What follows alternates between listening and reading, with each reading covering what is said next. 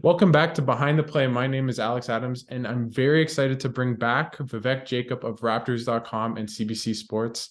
Vivek, thanks so much for taking the time and coming on. Thanks so much for having me, Alex. Looking forward I to it. also wanted to first say a little bit like you. I had Ian Mendez on last week, and you really helped me kind of build this podcast. So thank you so much. I really appreciate it. And sky's the limit for your career. I've been following you, and you're doing amazing stuff. So I really appreciate you taking the time and coming on. Well, that's very kind of you to say, but I'm sure you're asking a lot of great questions and getting a lot of great answers, and so people are tuning in for that. Well, thank you. I appreciate that. And I want to ask a little bit about kind of your career. And we obviously, people probably remember what we talked about back, I think it was in September, but I want to ask you a little bit more about kind of your process for writing. Like, what is it? What stories do you like to write about? Kind of how does a story come about for you? Yeah, that's a good question. I think for me, it's been about, really getting comfortable with what I'm curious about.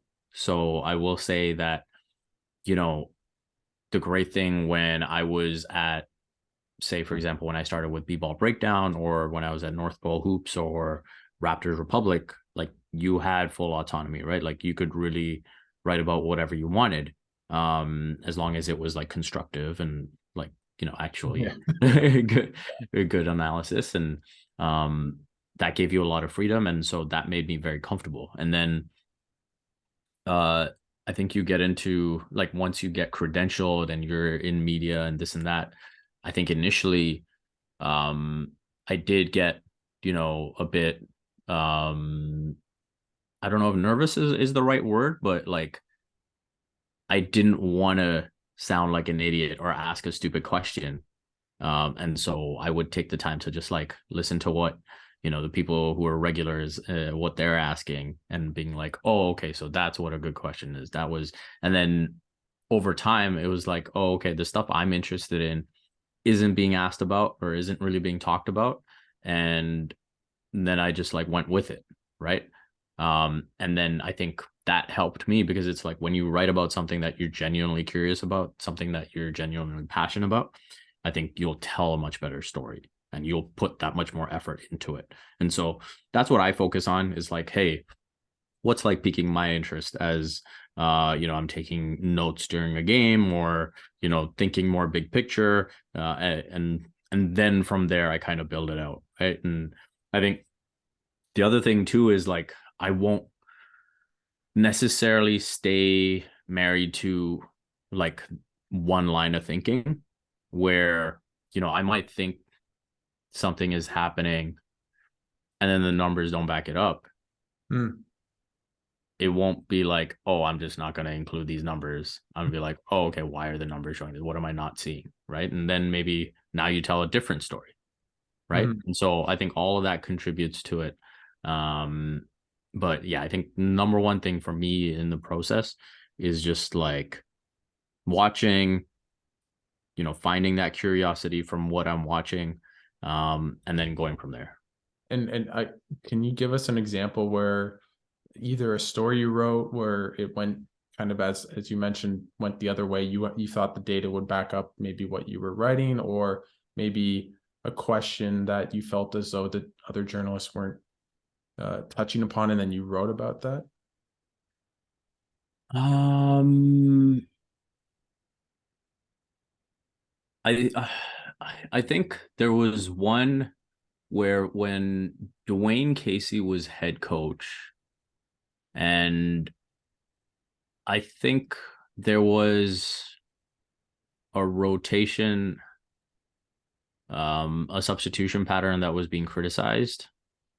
Um, and it was very much like, why is this happening? Why is this happening? Why is this happening? But sometimes it's almost like you're also, as a coach, I think just biting the bullet in certain situations where it's like, okay, this is my best lineup. Yeah. I can have this for so long. I might have to sacrifice here. And it's like, okay, if you're sacrificing in like low leverage moments, that's why, you know, whenever you watch most of the complaints that will happen when you're watching a game, whichever team it is, whichever team's fan base it is, when do you see the complaints? It's early second quarter, early fourth quarter. But what are they trying to do? They're trying to finish the half strong. They're trying to finish the game strong, right? And so it's like, yeah, of course you want to, the dream is to have that bench mob, right? That comes in and plays great, and you're just good to go, right? But that's not always the case. So when you've got certain situations where it's like you just got to make the most of what you have and like make sure that you're in the strongest position to finish. I think that's something that you just have to recognize as well. It's not as easy as just being like, oh, the net rating is minus this and therefore he's doing a terrible job. Yeah. No, I'm just thinking off the top of my head. I think of the Raptors versus Sixers series, and Embiid was like a +20 on off, and then when they had him off, they were like -40 in like 10 minutes. But it's also, you can't play Joel Embiid 48 minutes a game, right? Like at a certain point, you have to, I think, as you said, bite the bullet. And like that at the time, Brett Brown, that's not necessarily his fault. Like maybe he could have done different lineups, but at the same time, you can't play Joel Embiid 48 minutes. So yeah, it's just as much on roster construction, right? Yeah. Like, this wasn't a story I wrote recently or anything like that, but watching, Manchester United play, and there was that mistake that Harry Maguire made off the pass from David De Gea, right? And a lot of people were critical of David De Gea, saying, how can he make that pass to Maguire? He should know better because Maguire is bound to make that mistake. And it's like, this is like a top level professional footballer asking for the ball. Yeah. Like, if you're going to blame De Gea in that situation, you might as well just blame Ten Hag then for playing him at all. Yeah. Yeah, no, for sure. And it's like, yeah. And that's where I think it just becomes like, once someone becomes like the norm for criticism and like just becomes that easy sort of target, which I think De Gea has been. Like, I don't think he's a perfect goalkeeper. I think he's even dropped out of, like, if someone were to say he's no longer a great keeper, I'd agree with that, because like his ball, all the categories that go into what makes a great goalkeeper now is very different than when, say the first 5 years of his career. Right. And so, right now, the only thing you'd say great about him is his shot stopping, right? Which is still elite. So I think stuff like that, I definitely try not to just like ride the wind of what like everyone's talking about.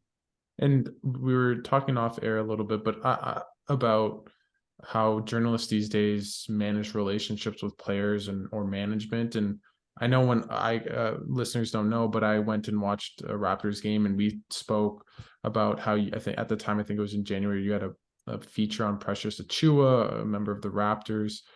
How do you kind of make and maintain and develop a relationship with a player, but also write honestly and critically and ask hard questions? So the second part of that first, I will say, like, I'm not able to ask as hard a question as I want to.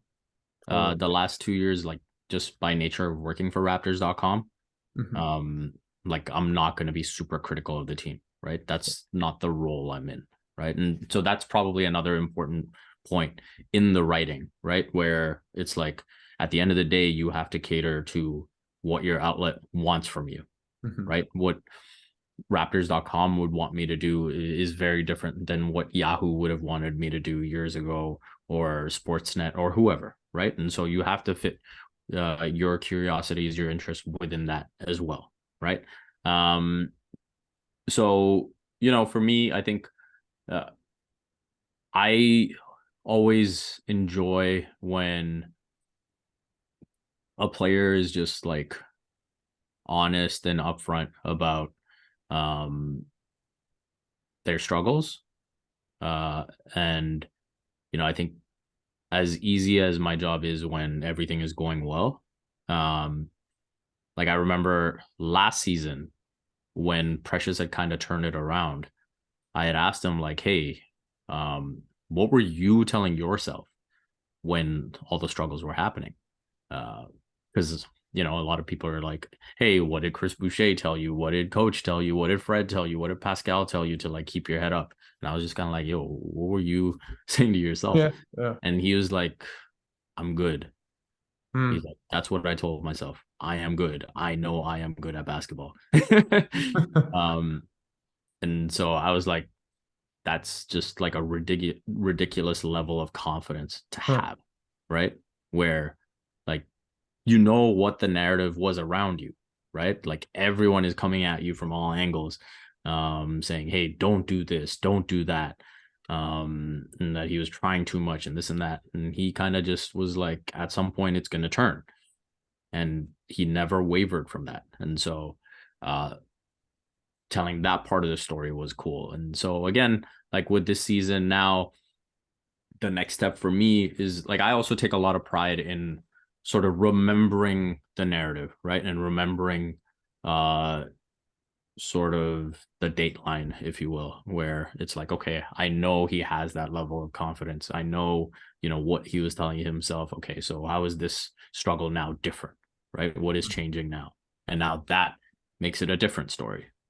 Yeah, no, that makes a lot of sense. And when you're covering, what's it like to be covering a team and the Raptors and writing for them like day in and day out and being around the players and being around the team? What's that like?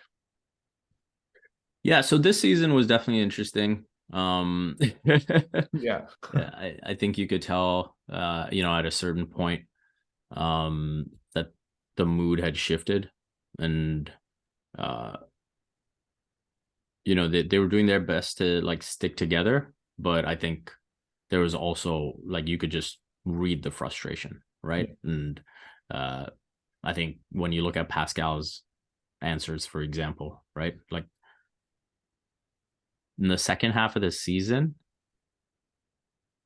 his ratio of like responding to a question or at least starting off his answer to a question with I don't know, where Mm. he just be like, hey, like, why do you think your team is getting off to slow starts and this and that? And it's like, oh, I don't know.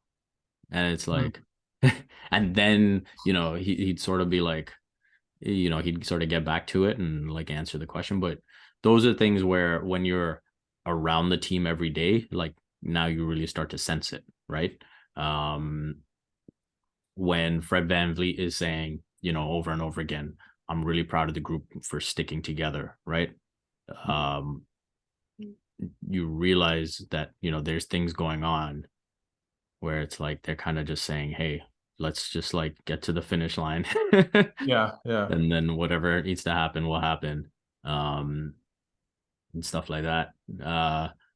You know, I think that stuff when you're not covering the team daily, uh, you don't have that through line, right? That's why also like when new faces come in and they ask a question that you know has been asked like at least like 10 times at this point. But it's kind of like it is what it is. This person's like Yeah. literally here for the first time this season. Like they wouldn't know any better, right? Like Yeah. you're not, especially if they're like used to like covering a different sport and they're suddenly covering the Raptors or whatever for this week or whatever it might be. Like you're not going to expect them to be on top of like every press conference that's happened this season. I want to go off that because I know, at least in the media, I think I think Will Liu talked about it on the Raptors show, but how Nick Nurse was asked a question from a Philadelphia sports writer. I think it was Keith Pompey, but I could be wrong about his Mm-hmm. future. And he gave kind of a very famous quote about essentially, I don't know. And at that time, it seemed as though would be returning at least, or it didn't seem as though as murky. And obviously, he got fired. But what do you think that's like for maybe like in the media because there's less journalists being able to go on the road and stuff? How does that affect covering a team for you? Yeah, I think it has a huge impact. I think, you know, even for example, with the credentials now, like they have like a tiered system, right? Mm, Where it's like I didn't know that. the there's like a certain set of reporters who can at home can go into the locker room and others can't. Really? Um, and so that's been the setup like since you know, since they removed the COVID restrictions. Okay. And so all that impacts like the storytelling, impacts like the relationship building, all of that, right? Like before it was pretty much like pre-pandemic, it was like a free-for-all. Like if you had a credential, you could go into the locker room, whatever, right? um and so yeah, all of that has changed. And Do you think now I think, sorry, go ahead. do you think that's like a good thing for the industry? Like it seems to me that that's not helpful for journalism and Yeah, I know. I don't think it's a good thing. I don't think it's, yeah, and to be honest, like this is like mandated by the league, right? mm, This isn't like a Raptors thing. This okay. is like every arena has its tiers. It has a tiered And is there a system. rationale And for it? Is what's the rationale that there's a their rationale was like minimizing like still like the contact within the locker room and like the number of people in the locker room and that type of thing. Um, and I guess you did have players who did miss time for COVID and things like that still this season, right? So um they're definitely able to like validate it when stuff like that is happening. So do I agree with it? No. And frankly, I felt like uh on some level uh the Tampa season actually leveled the playing field, hmm, where now it's like, oh, we're all stuck covering from home and yeah, we're all on these Zooms. And so now with all of that evened out, who's telling the best stories now? yeah. Right. So I thought that was interesting to see. Now obviously, like, people are going to have their contacts and be able to get in touch with uh different people depending on the relationships that they built. But But that maybe advantage that other people had was removed. And one thing I thought that was really interesting this season as well was there were teams that actually learned from the pandemic, hmm, um, and kept going with it, in the sense that, so you had all these Zooms set up, right, for pressers. And now on the road, for example, the Bucks were a team that would still do Zoom on hmm. their road games. Oh, Um, so people who weren't traveling could could, still ask could. questions.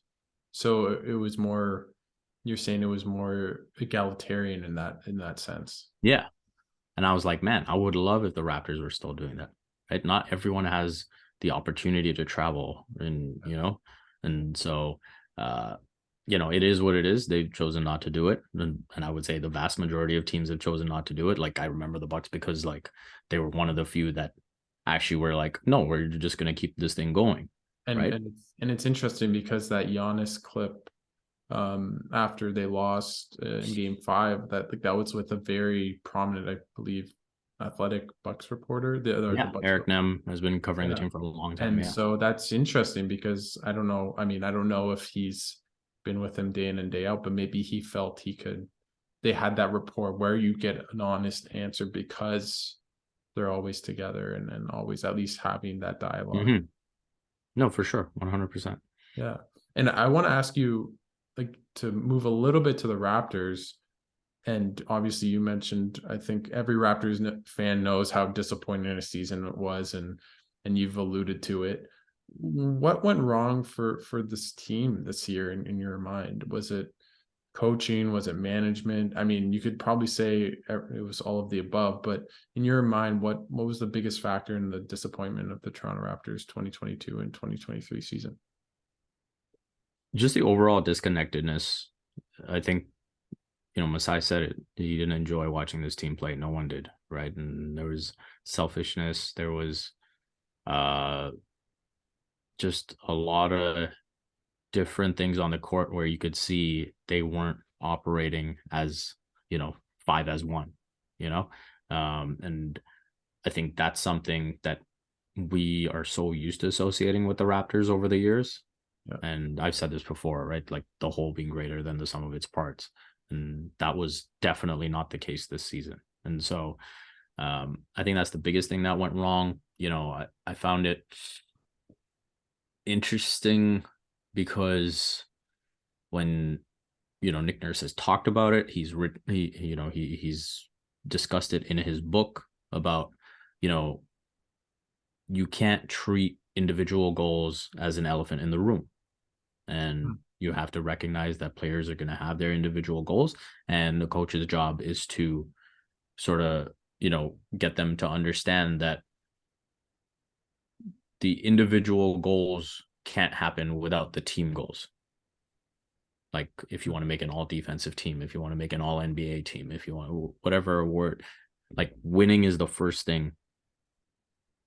And then, if you have the wins, then people start talking about you differently.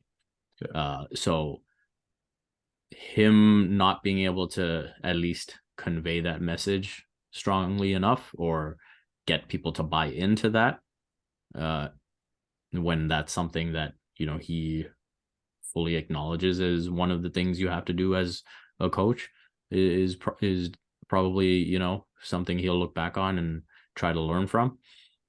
And then, you've seen some of the leaks as well. I can't get too much into that because of my role with Raptors.com, but you've seen the leaks in terms of managing player relationships, coach relationships, all of that.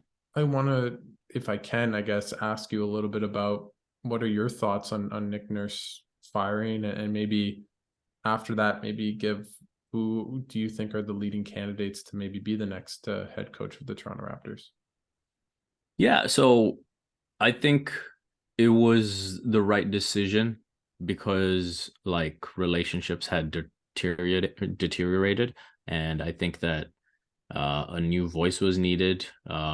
Someone who's more culture oriented was needed, and structure as well. I think Nick Nurse, with his offensive philosophy as well, I've asked him about the importance of like hierarchy in the offense, and his answer has always been like, hey, like he thinks one of the great strengths of the team is that like anyone can go off for like 25, 30, whatever it is, and everyone else just falls in line. But I do think you saw a clear weakness with a young team, at least. Yeah. Not having that structure and not knowing, first, second, third, fourth, that type of thing. And so I think when you look at all that, it was time to move on. I think that this roster is flawed for sure. And so that didn't help Nick's case. I do think he is, if you gave him like what his dream roster would be and what his dream style of play would be, it would be much more in line with the modern NBA of like, let's get to the paint as much as possible. Let's take as many threes as possible. And that was kind of what he tried to do, not just, when he took over as head coach, but the season before when he revamped the offense under Dwayne Casey. Right. And so I think there was a bit of a mismatch there as well. And with kind of, I mean, I don't know if you can talk about it, but what are you hearing are maybe the leading candidates for the next head coach of the Raptors? And is there anyone that you see that you prefer? Or I mean, for me, I'd be really curious in Becky Hammon. I think just a Spurs and just for kind of the culture, like it changes everything. It's the first woman coach, head coach of an NBA team. And I mean, it's not like she's coming from, no offense to the Charlotte Hornets, but maybe a Charlotte Hornets. It's obviously the Spurs. And you look at Udoka, obviously Udoka has some baggage, but he was a good coach, and there's such a big tree from the Spurs. So that's maybe my favorite, but it might be more sentimental. But who do you think would be maybe a good candidate, or who would be a good coach for the Toronto Raptors? Yeah, so I would say as of right now, May 4th, there's no like leading candidates that they have. They have like just spread a very wide net, and they're just kind of gauging what everyone brings to the table and what that looks like. And if you look at the Raptors' history, right? Nick Nurse was an assistant coach before he became a head coach. Dwayne Casey was an assistant with the Mavs, right? And then became a head coach. So that's where I'd sort of if you were to, you know, take some guesses as to where the next head coach will come from, that's probably the way I'd lean. I think, you know, when I look at someone like Charles Lee with the Bucks, Mm, yeah. I don't think he would be someone the Raptors Okay. would, you know, specifically, you know, draw into like the final three candidates or whatever it may be, just because in terms of being a culture builder, I wouldn't want that to go to someone who's a first time head coach. Yeah. Um, so that's where, you know, I lean. I don't know. So now I'm just going into my own speculation of what I'd like to see, all of that. Um, Becky Hammond would absolutely be fantastic. I just don't see why she would leave her current situation. Yeah. Especially with, you know, the way other teams have kind of uh, blown the opportunity to bring her in. Yeah. And I could see her just saying, hey, like, I'm very happy in my role right now, and I don't see a reason to move on now. If Masai wants to offer up a, a huge financial Yeah. gain, Yeah. then maybe that's something to think about. But for now, I don't see why she would put herself too seriously in the mix. Obviously, a responsible thing on her part is to, you know, if Interview. they're asking to meet with her, take the interview, see what's what, and then you go from there. But beyond Becky, you know, I would wait to see what's happening with the Clippers. I think if Okay. Ty Lue becomes available, he would undoubtedly be my number one option. I think I think he has a case for being the best coach in the league. I think Yeah. he is absolutely awesome. Yeah. And so he would be at the top of my list if he were to become available. Um, I Bud think, just got fired. Coach Bud yeah, got fired, and but I'm pretty sure he was one of the. I think he was offered the job before Nick Nurse, or there's some rumor where he was definitely deep in the process. So right, yeah, no, I he know was that. definitely in the list of final candidates the last time around. Um, I am not too keen on Bud. Me neither, but that's I just thought of it because he just got fired, right? Yeah, So yeah, exactly. So, again, I would not be surprised if the Raptors did their due diligence and like, even if there were things they didn't like about him 5 years ago, I'm sure they would still like interview him and try to see, hey, what changes can be made, or like how you know, what areas have you changed in? You know, Mhm. we know it. We know it's not the adjustments. So, Yeah. um, I think uh, Kenny Atkinson would be high on my list. I Yeah. think he got an unfair shake in Brooklyn, and I thought he was building something really strong, you know, and really brought a blue collar mentality to that team before they got KD and Kyrie. And so, you know, he's someone who's experienced, has head coaching experience, has had good assistant roles. Yeah. And so I think he would be high on my list as well. Uh, and you know, from there, I don't know what the international prospects look like. Hmm. Um, but again, I think in terms of, you know, resetting a culture and all that, I would probably lean towards a guy who has like an experience building a culture. So, you know, we'll see what happens with Ty Lue. Kenny Atkinson for sure would be, um, like, I would be surprised if he wasn't in like the final five candidates or whatever. Yeah. You said you mentioned multiple times about culture and what's next for the Raptors this offseason. Obviously, they have Fred, Gary, and Jakob Poeltl as free agents, UFAs, and probably can't retain all of them. But what's the direction of this team? Are they going to retain all or try to retain two or three of them? Are they going to rebuild? It sounds like they're not kind of trading away everyone and trading to Siakam, but what's next for the Toronto Raptors? Because their future feels pretty murky, unlike most years. Yeah, so I think, you know, part of why we saw the change in coaching is because the front office has a very high opinion of what this roster is capable of. And I think on some level, they would want to see how it plays out with a different coach.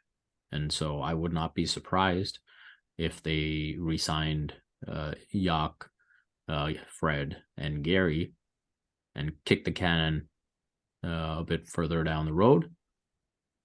And frankly, I would agree with at least, bringing them back, from the sense that you cannot continue this trend since the championship season of losing players for nothing. Like, that is like, those are things that just set you back as a franchise, and they can't continue to do that. And so at the very least, and I would be, with the exception of Gary, I would be opposed to a sign and trade. Yeah. Okay. And so because I just don't think you get enough value in a sign and trade. And so, if you were to re-sign, you wait out 6 months, and then, hey, if there's something that presents itself at the trade deadline, then, you can go ahead and look at that. But, I would not be surprised if you saw most of this team return. And then, under a different coach, if things are still, not playing out to the ceiling that this front office thinks this roster has, then I think they will reassess. But I think this is a front office that is extremely deliberate. I think, when Masai says that they are detail oriented, I think it's for them having as much information as possible before they commit to a decision. No, for sure. And I want to move to a decision that they made that a lot of fans really loved in year one, and maybe felt a bit in between it in year two, and that's drafting Scottie Barnes. And obviously, I would not say that. I don't even think he would say that his second year was a success. Pretty lackluster. What I wasn't necessarily a complete disappointment, but for him, what does he need to improve on in this offseason in his game? And maybe have you what do you think of him now going into year three, of maybe in terms of his ceiling and what's next for him in terms of his game? Yeah, so I think for him, the main thing is to continue to build his game, or I should say, really focus on building his game inside out. And I think this season, when you look at the first couple months, there were a lot of pull-up threes, a lot of deep twos. And I think he's just got to slowly evolve inside out, because he's just he can be so dominant inside. His combination of strength and touch, and finesse, and the way he's able to maneuver himself around the basket, there's very, very few players at that age that can do that. And so I think he needs to embrace that. And I think this is all part of being a sophomore in the league, and frankly having your first off season as an NBA player, right? And now, the good thing is, when you make a bunch of mistakes, you have a lot to learn from. And so I think there's a lot that he can pick at, say, okay, I can do this better, I can do that better. And so I think this summer his off-season routine will be a lot more refined. And I fully expect him to bounce back and have a really good third season.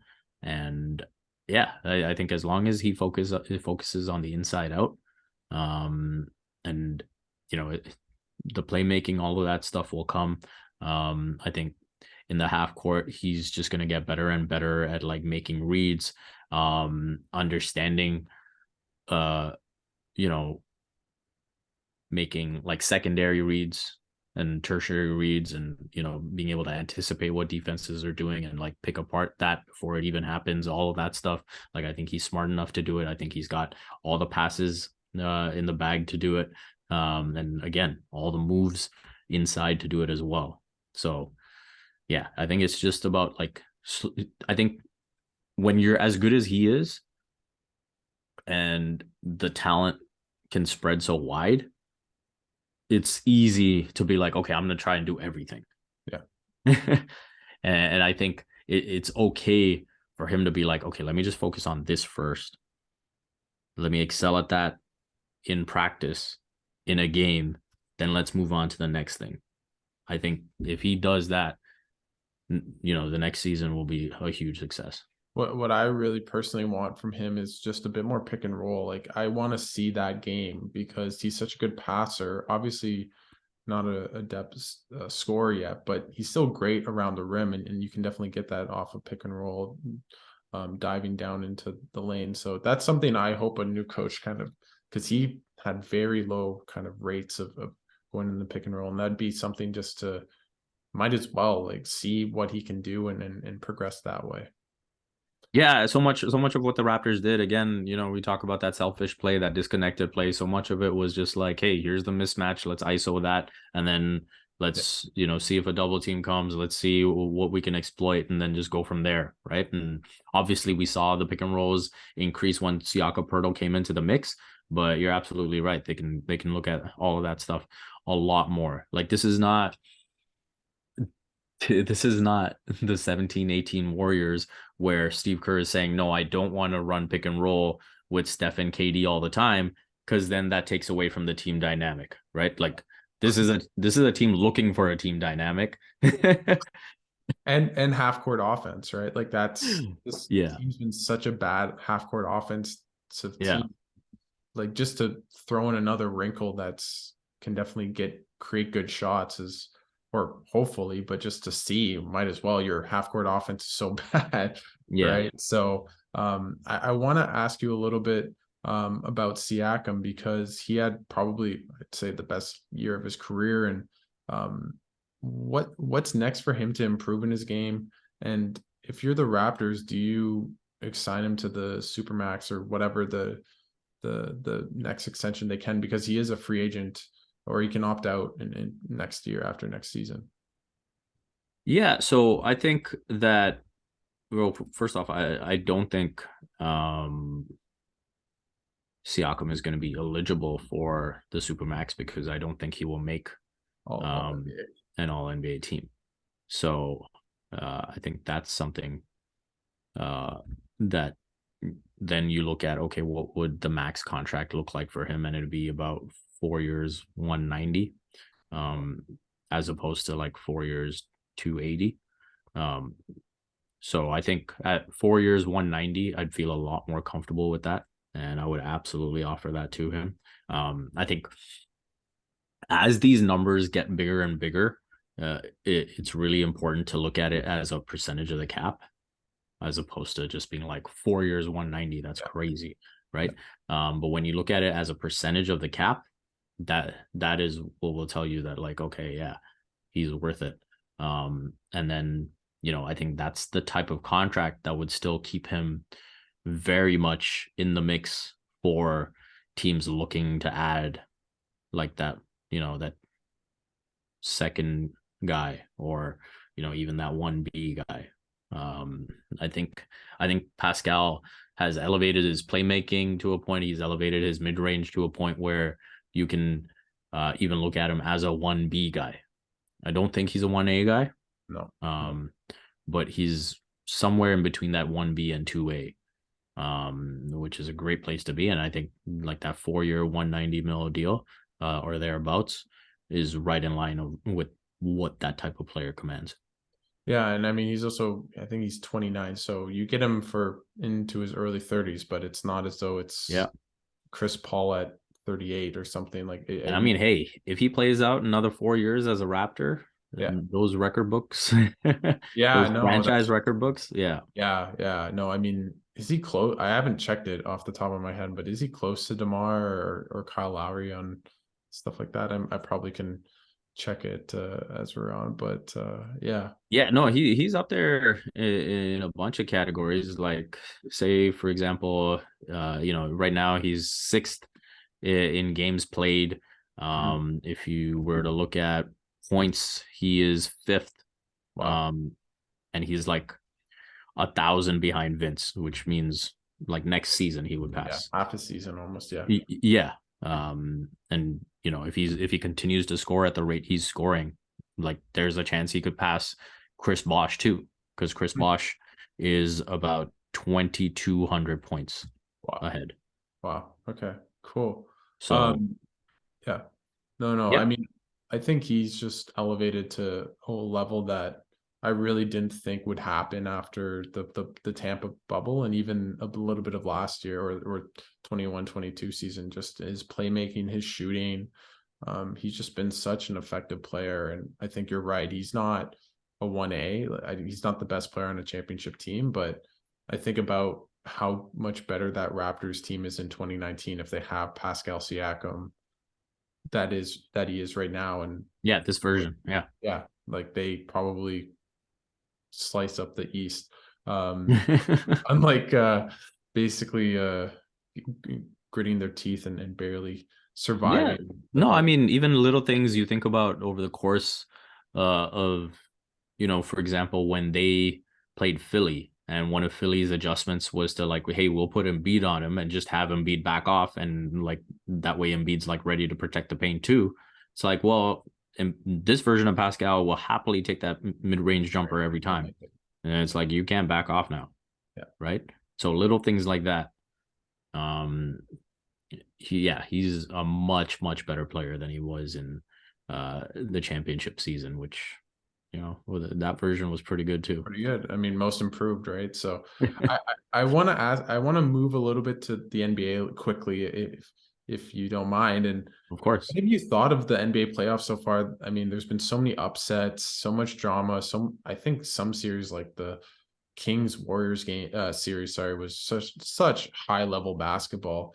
Yeah. What are your thoughts of the playoffs so far? And do you enjoy the parity in the league that it seems as though there is right now? Yeah, I'm loving it. I think this is the best playoffs I've seen in a while. Like, it's so engaging. We're long removed from just assuming the Warriors are going to play the Cavs and Oh, just waiting for I that, hated right? that. Yeah. Yeah. And now it's like the fact that, you've got a team like Miami that can take down the Bucks. You've got the Lakers coming in as the 7 seed and taking out the Grizzlies. What was it? The first time that, all 8 seeds were represented in the second round. Oh wow, Um, that's yeah, interesting. I like know you that. have So like one, two, one, three, four, two, five, three, six, four. seven, eight, It's all in the all second round. wow. That's interesting. Huh. Yeah. So I think that speaks for itself. And yeah, it's super exciting. Like even now,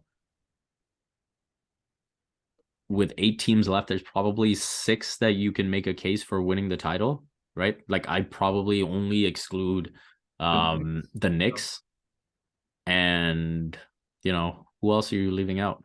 Yeah, the Heat are weird. I Actually, find yeah, they never die. 7 out of the 8 you can make a case for. Yeah, I think the Heat. Personally, I don't. If they won the title, I'd be like, this something went wrong. But but they've been so good, and they've made conference finals. They made obviously the bubble finals. So, and I think to go off And that a playoff little. Jimmy is different. Oh, that's the with Bud and the adjustments. That was the stupidest thing. They just would assume that he can't shoot threes, and it's like, well, in the playoffs, he's shooting 42% from three. He's not 20, whatever, Yeah. 6%. And but I think that it's so funny because I'm a hockey fan, and it feels like a hockey playoffs where guys get injured, anything can happen, and every series feels like maybe you have a series you prefer, but none of them feel dull. Like even the Nuggets versus Suns, which is 2-0, and the games have been kind of lopsided. It's still Kevin Durant and Devin Booker. It's not. No, for sure. And like, and the flip side of that, like, even with the Clippers losing Kawhi and PG, those remaining games were still competitive. Super competitive. Ty Yeah. Lue, as you mentioned, like such a good coach, and I don't know what happened to Russell Westbrook. That was not. Yeah. I was out I did on not see him that coming. 2 years ago, and I mean, good for him. Like the one thing I like about No, great for him. Westbrook Yeah. with Westbrook, sorry, is just that he always tried hard for the most part, right? And you could tell he cared, right? So you Yeah. can't You never faulted the effort. yeah, yeah. maybe the decision making, but so that's also really interesting next year is who picks him up. But Yeah. yeah. But do you have a favorite right now? Because for me, I feel it's Denver, but that's me throwing a dart at a dartboard. I don't feel super confident. It probably is Denver, um, based on the way they've played, but I do think that the Warriors just have this unbelievable Mm, sort of oomph to them. Like I didn't think as well as the Kings played, even after the Warriors lost game 6, I was like, they're gonna figure out a way. yeah. Like and like even with this series now with the Lakers, like I do expect them to come out of it. Like Okay. uh I think they'll just make adjustments and again, like you see their experience, like Steve Kerr talking after game 1, it's like, yeah, we lost. Like we felt some things out, we saw some things. We'll be back, we'll be ready game 2. And I think, you can boil down that X factor that they have to, you know, the fact that they went 11-30 on the road or whatever it was this season. And You're right. you did wonder like, oh, is that going to carry over? And instead, no, it's the fact that, hey, we've won like a road game in 28 straight series. Yeah, no, it's crazy. But Yeah. my I guess it's not really Stephen A. Smith, but that Mike Greenberg question is Steph Curry the best, playing the best of his career in your mind? Because I think he's playing maybe at the highest level he's ever played, which is crazy. Yeah. What, 34 and No, unanimous? I think last year and this year, like he's been somehow above like the level that he set from like 15 to 18, whatever you want to call it, right? Yeah, I think this version of him is just incredible. Like as confident as Steph Curry is, I don't think he's been this confident. No. Um, and again, it goes down. You think about two of his most iconic performances now. It will be like that game 4 against Boston in the finals last year, and now this game 7, the first ever to score 50 in a game 7. Yeah. Um, And a like blowout too people, at the end too. yeah, It's people are crazy. gonna remember that. And you know, if he gets this team back in the finals, like win or lose, like I think it's pretty much set in stone that he's the greatest point guard of all time. Yeah. Yeah. Ahead Um, of Magic, if you count Magic as a point guard. yeah, like I think if he's able to like get them to the finals, um, and especially I think if he wins another ring for sure, um, because like yeah, right now I still leave him behind Magic, but I think if he were to get another one, like he is just insane, and I, like the degree to which he just loves the moment. yeah. Like it makes you laugh at some of the stuff people used to say back in like 2015, 2016 about him, you know? Yeah, or I think I was listening to a pod and how everyone was just like, oh, you just have to rough him up, and it's like, oh, you just put a forearm on him and he'll be like he'll fall away, and like obviously that's not the case. And I'm also, I mean, this is kind of funny to me, but if he were to win a 5th ring, the LeBron Steph Curry debate might become a thing. Like I still think I'd go LeBron. I think the stats and everything, but that's that's tough. That's really tough. I think it Yeah, becomes a I mean, I debate that still it probably wasn't ever a debate. I think if he got the 5 and LeBron stayed at 4, or maybe yeah, I think it would start to become a debate. I think for me, it would still like pretty clearly be LeBron because I don't think during that like when they would battle each other from yeah, 15 to 18, like it was very clear that LeBron was the best player on the court, yeah. right? Like sure, Steph might have ended up with more rings, but I don't think anyone who knows the game of basketball was watching those games No. thinking LeBron was not the best player on the 2018. court. the game one where I Yeah, forget how many, like 50 something, but the J.R. Smith game, like that was maybe the best basketball you've ever seen by a player since Michael Jordan, probably. yeah. Yeah. I mean, that was insane. Yeah. Like a lot of people still go back and say like, oh, like 2013 Braun was better, like 2012 Braun was better. For me, 2018 LeBron is like the best I've ever seen him. Like his understanding of like controlling the game, his like his jump shot, everything was just at like this serene level, right? I think there's like a serenity that you associated with MJ Yeah. where like it always it always felt like the game was in his hands. And like for those couple years, like it felt like no matter what, the game was in LeBron's hands. Hmm. And the only thing that could stop that was a freak, cap spike that allowed the Warriors to get Kevin Durant Yeah.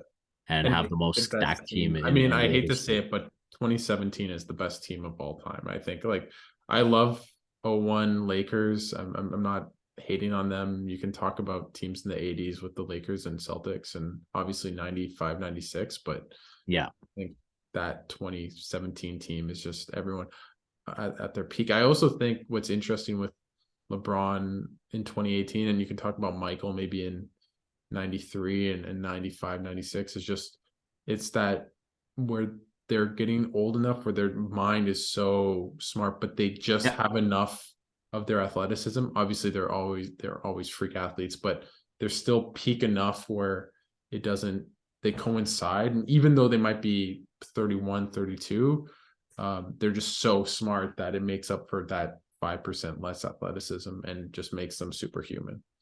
Yeah. I think Mike Greenberg uh, had a great quote about Michael Jordan, where he said, the first three-peat, the first MJ three-peat, he was the best player ever. Okay. And then the second three-peat, he was the best player in the world, Huh. That's like interesting. in that moment. Yeah. And Yeah. so, like, he still knew enough and like knew how to manage everything enough to like be the best player on the court and, the best player in the league.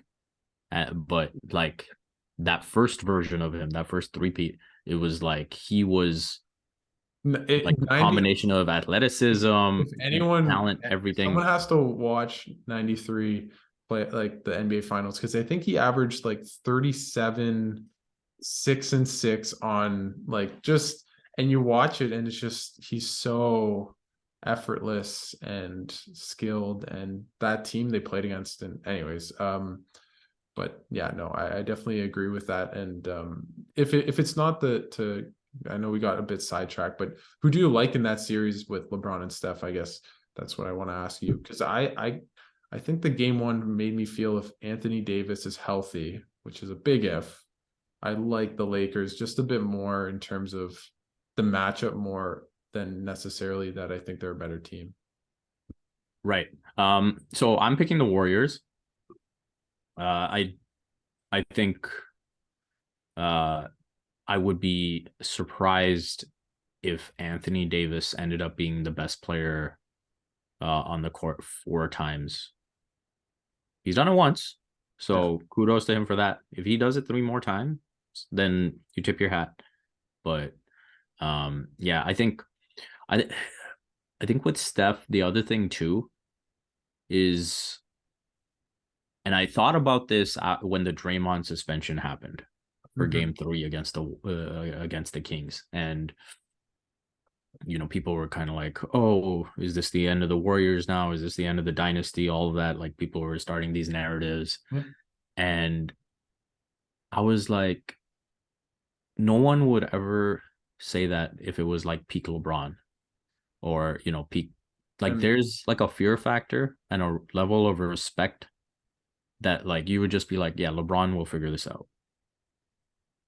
and Steph figured it out. And that's the thing. I don't know if it's because he's a smaller dude or whatever it is, right? Like, No, I think he's just playing at that level. Like I think he's playing better than Kevin Durant has ever played. Now yeah, that might be a hot take, but I think him and LeBron, these two kind of peaks that haven't been simultaneous, are the best two peaks in the past 15 years. You can maybe say yeah, Kawhi in 2019, but Kawhi's just been injured. But yeah, a really interesting tweet on that. But yeah, no, I definitely think you're completely right. Just where that level is just unreal. And I think also LeBron, I think you can really, this feels the first year with LeBron where it really feels he's just old. yeah. Like he's great. He's not bad. He's probably better than he's And probably he's still still got the top. smarts. Like, he's still the smartest guy out there, Yeah. Yeah. right? Like, he knows everything that's coming his way. He knows how to manage situations and all of that. He just can't physically do the things he once did. And you can see that he's shooting really poorly from three. He's not shooting well from the floor as well. I Yeah, mean, it's still awesome, but I think that's the thing is a lot of times in basketball, it's which team has the better dude, right? yeah, Right. And I think we were talking about Steph like last year, the Celtics were a better team, but who had the best player? And it was Steph yeah, Curry, right? yeah. And I think you're right about the Anthony Davis is that he could be, but he's never really shown us that he can be that dominant consistently more than a game here or there. Right. And yeah, like if you were to do a draft, like Steph goes one, and then you have AD and LeBron 2, 3, like in this draft players Yeah. from the Yeah. series. AD LeBron go 2, 3, LeBron AD, however you want to put it. And then 4, 5, 6, 7 are arguably all Warriors, right? Like Wiggins, Draymond, Clay, Looney. Yeah. I think you're Like right about that. like Actually, someone someone Honestly, no, so someone might throw Austin Reeves ahead of like Austin Reeves Looney. could be ahead of some of those guys, but other than that, I don't think so. I think you're right. Yeah. And so I think to me that over a 7 game series, like that will play out. Mm-hmm. Mm-hmm. And you throw in the home court for the Warriors, right? Yeah. Which technically the Lakers have taken back, but I've never bought that. No, and also in the NBA now, it's you never see series that just follow the home team. It never happens, right? So Yeah. it feels much more open court. Like it just throw it up and let's see who wins. It doesn't really matter, right? Like look at the Kings series too against the Golden State. The last three games were won by the road team. Like it doesn't Yeah. really matter in a I lot mean, of. I expect the Warriors to win game 2, and then I expect them to win one of two in LA, Yeah. right? And maintain that streak of, winning on the road at least once every series. My question to you is right now, who's playing better? If it is Steph that is vanquishes LeBron and AD, and they play the Nuggets, which it seems as though the Nuggets will probably win that series just because of everything. Yeah. Who do you like more? Because that I'm actually not sure who's Yeah. better because Jokic is such. I Yeah. Flip a love coin. players so much because they're such team guys too, right? Yeah. Like Steph never got 50, but that's not who he is. He's not someone that forces 26 shots. But I mean, he did in game 7, but Yeah. So I think I would give the edge to the Nuggets. It's a pick 'em series, but I would give the edge to the Nuggets because they would have home court. And what I said about AD in terms of like not trusting that he can be the best player in the series 4 times, Mhm. I trust that Jokic can be the best player in the series for 4 games. Yeah, no, I totally agree. I think that is like that. I would pay so much to go to a game or just. Yeah. I mean, I'm going to be watching that series, but that I'm so excited for because I just think that will be such fun basketball too. Like because the Nuggets offense Oh, is so absolutely. great with Jokic, and you could kind of see that. I think that's what made the Kings series so fun was even though the Kings didn't shoot well, that just their offense was really good. And then you have obviously Golden State's offense, and it was just those first 2-3 games were just such high level basketball, and it's going to be on just next level, and if that's the next series. Yeah. Do you have, what team do you like coming out of the East, I guess? I don't think Embiid is fully healthy, so I will roll with the Celtics. Mm-hmm. But I would not be surprised at all at this point if Jimmy just goes on a rampage, um, and takes the Heat to the finals. Yeah, no, that would be, Jimmy Butler will have the weirdest Hall of Fame. Like he might have the weirdest first ballot Hall of Fame, honestly. If he makes the finals twice with those teams, it's not as though he didn't Yeah. have a, I mean, I like Bam, but Bam is, I'd rather have Pascal Siakam than Bam. No, realistically, Bam is like the third best player on the championship team. Yeah. At least right now. Like maybe one day he can be Yeah. better than that, but yeah, no. I think I'm really happy the Knicks are good. I know that's not a hot take, but it's just so much fun to have them be good. Their fans, MSG, it's just been amazing. And I think the Celtics, I don't know there's something, maybe it's the coach this year, because I don't think their adjustments in game have been great. But that team, it feels like there's something missing, that they should be better than they have. Well, what's really surprising is like they, obviously, they keep showing this tendency to play with their food. It's a great But idea. on top of that, it's like they're making the same mistakes that they made last year, right? Like Brogdon was supposed to help the ball handling and the playmaking and all of that. But they still, it just seems like they really need a true point guard. And yeah, I think at some point it'll probably cost them. Like it's funny, we've been talking about how, the East has the best teams in the league this season, but I'd probably edge towards the champ coming out of the West, Yeah. um, Especially rather with than the East. Milwaukee out. Because I Yeah, thought Milwaukee was gonna, that's such a weird, I mean, I think honestly, obviously they got unlucky with Giannis getting injured, but yeah, Coach Bud, just that game 5 is just, even the game 4, but just the lack, just it was just everything went wrong. And for a team that's won a title to show that complete lack of poise down the stretch of 2 games back to back like that, and then especially on your home floor, was just shocking. yeah. And it's interesting. I listened to Zach Lowe, who had a huge rant on his podcast, which was awesome because Zach isn't normally like that. But what was interesting, he talked about how it skewed how he saw 2021. And I thought that was so interesting because that team was the Kevin Durant foot, right? Yeah, You go back, Trae Young got injured in the conference finals.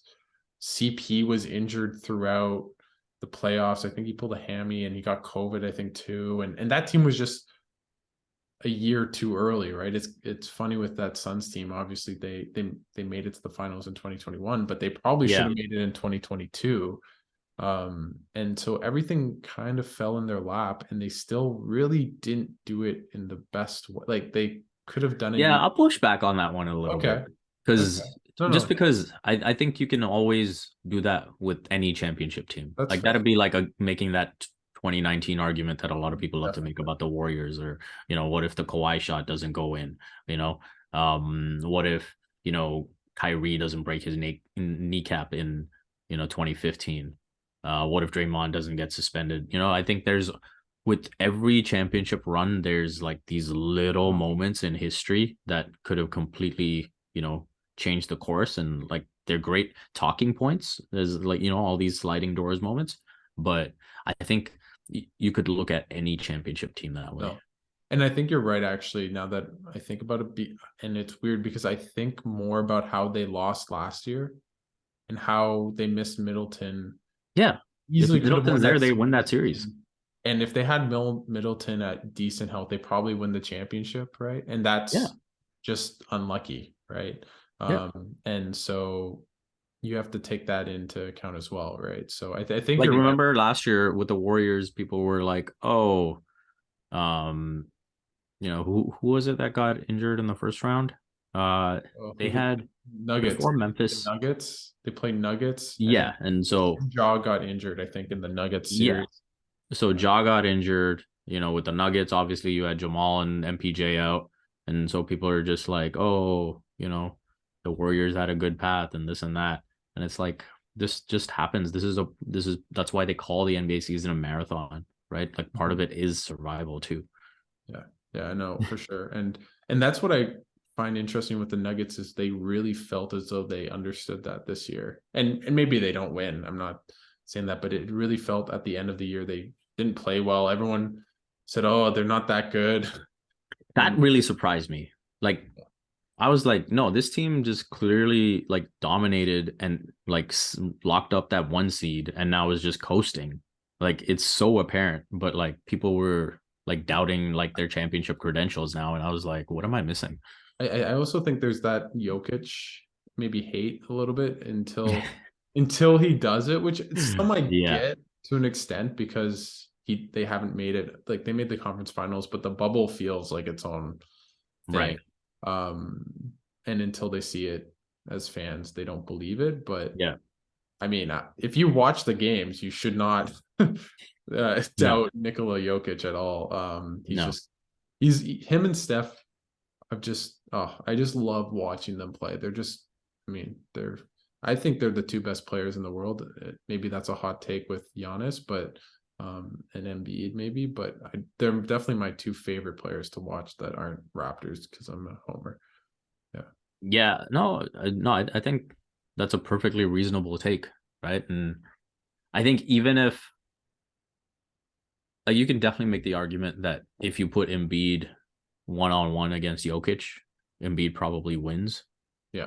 But I think That's not basketball. basketball isn't 1-on-1. Yeah.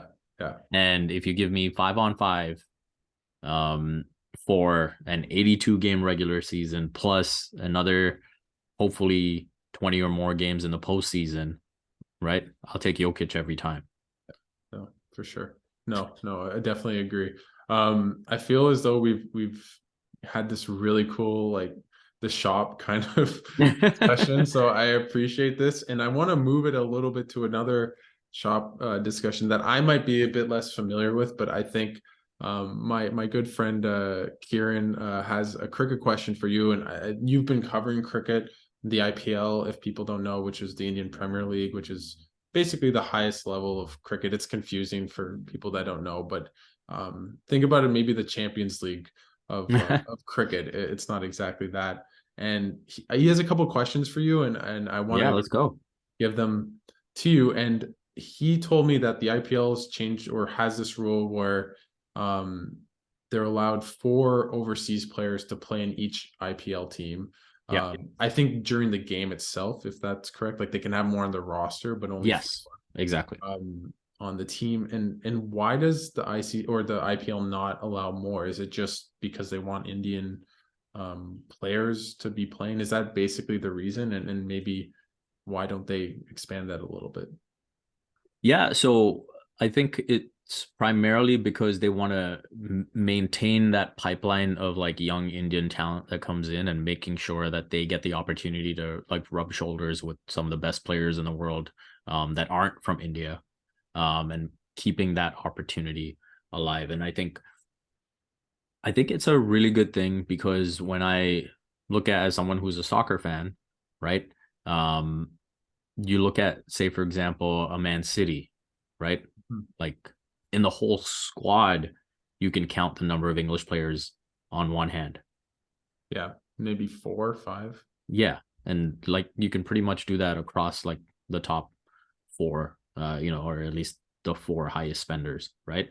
And I think there is something healthy about maintaining that opportunity for domestic players.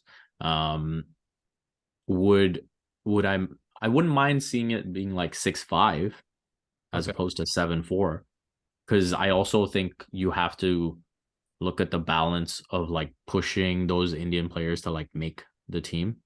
Hmm. Like you don't want any handouts.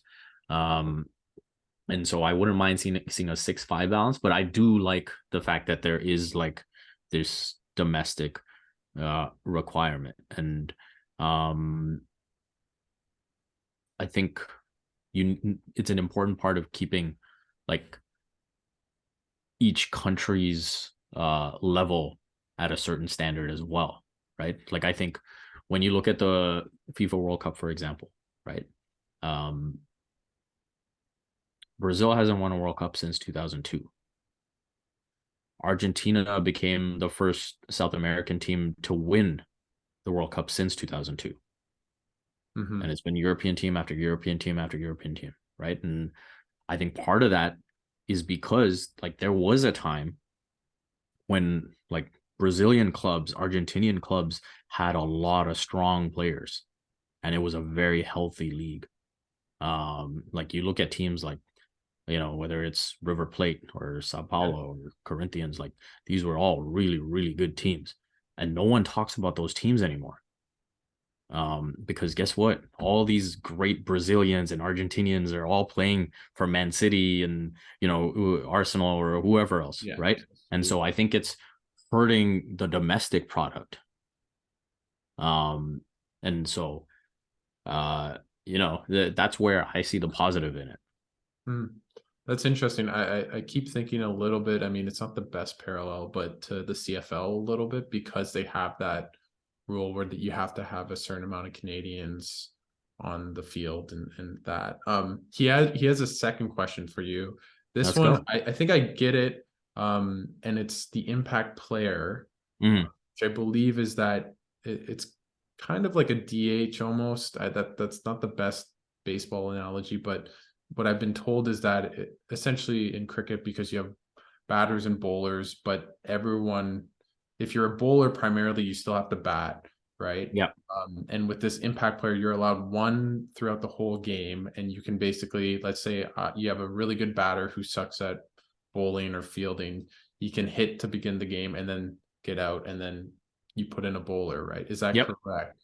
Yep. So my and vice versa, right? Like if you're bowling first, you have your bowler go, and then you put in the batter when you're up next. And so what do you think? And that's a new rule, is that correct? Yeah. And it's the so first season they've done this. What have you seen? What impact have you seen on that, of the impact player? I'm saying impact twice, on the IPL, and maybe should it be more than one? Because maybe it should be that you get two or three, so that it's not just all the bad bowlers hitting, and vice versa. So number one impact is higher scores. You're seeing a lot higher scores now, and I think part of that is like you had that added depth, and so people, you know, batters can be more aggressive.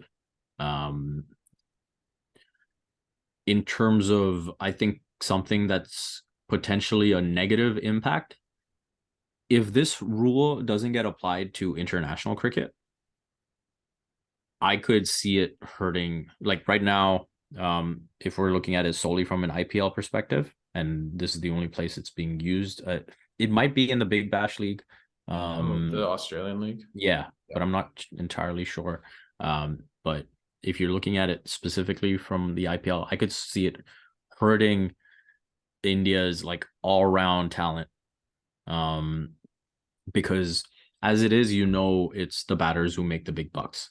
Yeah. Right. And I think you see less and less batters now, especially from India, who can also just give you a few overs, like that can bowl a little bit. Right. I'm not saying they have to be like genuine all-rounders. You're seeing far less of players who can do that.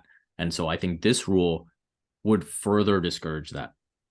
Where you're just saying, hey, like I can just be an impact player. I can go, you know, just focus on my batting, and that's it. And so over time, that is going to impact like even the genuine all-rounders, right? Where it's like, hey, the less and less you're thinking about another skill, the less likely it is that a player reaches their full potential, right? Yeah. My question is, for you as someone that loves the game, do you want it to go to a place where there is less all-rounders? Like, do you care about it? If, like, let's say the ICC adopts the impact player rule, do you like that for the game of cricket, or do you like the idea of players being able to? Yeah. No, I'm not a fan of the rule. I guess I'm a little old school in that way, and like, people like Indian people especially will think this is sacrilegious for me to say, but especially when I was playing, I took a lot of pride in being able to do everything. Like I wanted to bat well, I wanted to bowl well, I wanted to field well. And I think that's how everyone should be thinking. And so the sacrilegious part was like, obviously a lot of people regard Sachin Tendulkar as the greatest batsman of all time, but I actually disagree when people just call him flat out the greatest cricketer of all time. Because from like, he was never like a good bowler. He had a stretch where he was definitely serviceable and like had some really good moments as a bowler, but for me, at least from like the players that I grew up watching, the greatest cricketer was Jacques Collis. Okay. Yeah. Great batsman, great bowler, great fielder. Yeah. And like, I always had the biggest respect for the guys who were all rounders.